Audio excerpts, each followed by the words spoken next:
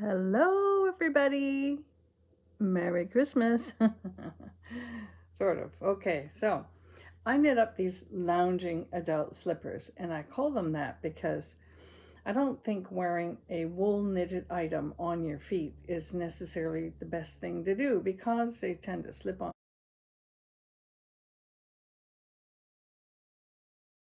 floors, they slip off your feet. If you're walking on carpet, they tend to work themselves off your feet. And the idea of slippers slipping, an adult slipping on the floor, or even a child slipping downstairs, oh, that's my fear. I can see my 10-year-old daughter falling down the stairs if she was wearing these. And you can knit them up, and I know you can buy these little silicone beads and put them on the bottom so they stick. But the purpose of these, my purpose anyways, in making them, is so that you can sit and lounge just watching TV or reading a book or whatever, and you've got something warm and cozy on your feet. They're not for walking around. They're for just keeping your feet and ankles warm. So this is the first pair I knit up, and I will include the instructions on how I did it.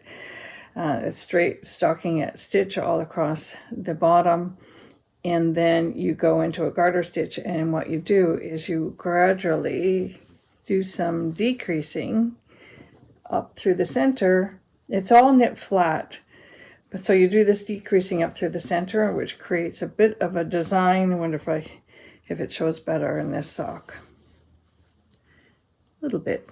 So it has a bit of a design and does the shaping over the foot, and you get so far, and you will just do your ribbing. In this case, I did a longer ankle length. And you can knit them as long as you want. This is my pair. I wanted it to be a bit longer up my ankle so that I could put it up or fold it down if I want. And it's very simple. It's knit flat, and you bring the two sides together and you stitch up the back. Stitch up the back, and you stitch up your sole of your foot. And I have a little tool that I use. I purchased it on Amazon, and it gives me not only the size, but helps me stitch up the bottom portion. So you can vary. This size is a little bit smaller because it's for my granddaughter. So I cast on fewer stitches and then decreased up over the toe as usual. So the only thing I did different for hers is I cast on fewer stitches so that it's a bit shorter, and then cast or the decreasing, which I think that's kind of a neat design look to it. Now these will fit on my feet, but anyways, with the fewer stitches, it also gave a slightly more narrow ankle covering, which she would need. So you can vary the pattern. You can make it larger or smaller, and to make it larger or smaller depends on how many stitches you cast on the bottom. Let's see if I can show you. Yes, I can. Look. So this one is the first one I knit, and it's definitely longer. It's a way more loose fit, and then I decrease the length. And actually, I think the first one I knit on 7 or 8 and 7, and this one I knit on 6, and I don't think I changed my needle size. I just started with a 6 and stayed with a 6 all the way up. Kind of makes it easier that way, don't you think? Without having to have 2 sets of needles.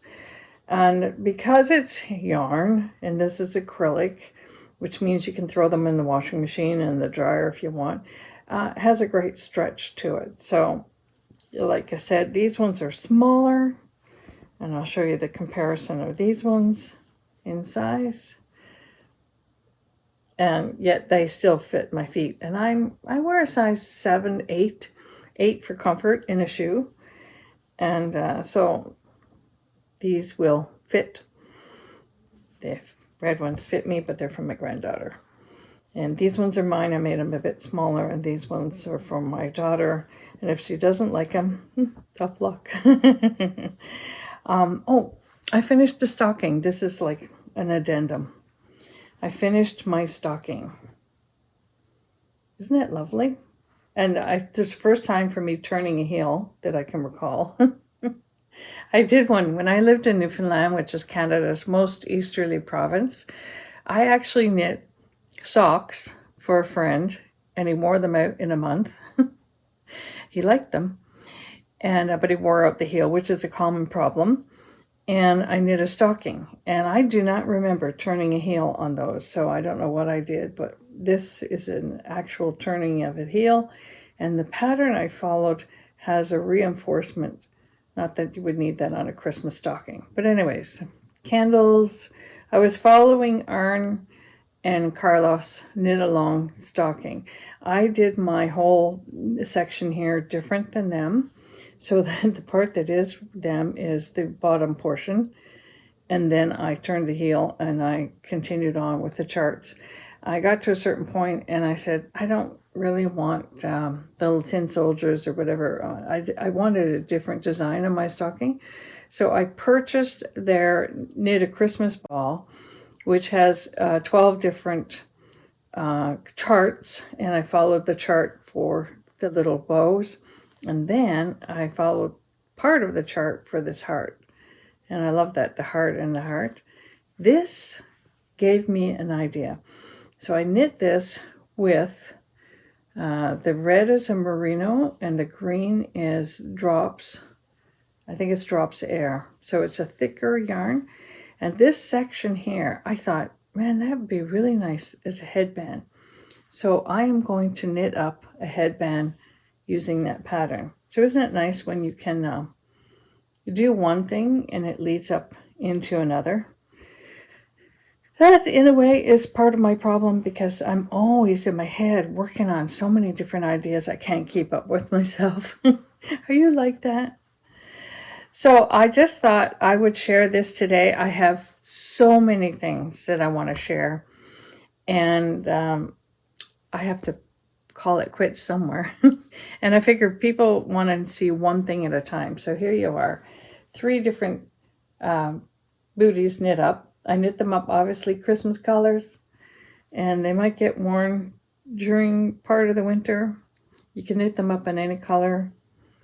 Who knows? As the dead of winter comes on and we get into, yay deep snow, I might knit some blue and white ones. I think that would be nice.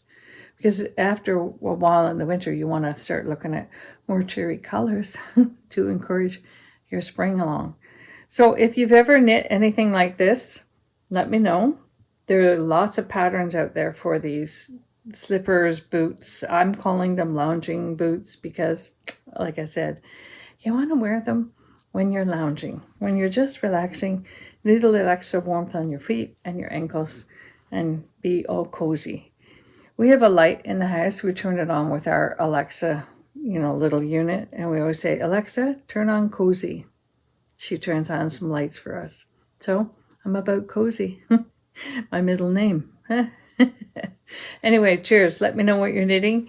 This is one Christmas project that you can knit up in a couple evenings, depending on how quick you knit. It's easy. It's flat, fold it, sew it. It's great. So I'll share some of the sewing and some of those tips. So, as mentioned, you put all your stitches on one straight needle and you sew it. It's flat. And then it comes to a point where you bring the 2 sides together and you sew up the back and the sole of the foot. Now, I found this little tool was useful to put inside the boot when it was time to actually sew up the bottom. It just made it easier to handle, made it easier to see which stitch I was picking up on each side, and then able to close it up. Just don't forget to take the tool out. Thanks for watching and sticking around for this length of time. And welcome to all my new subscribers. I love that you're here.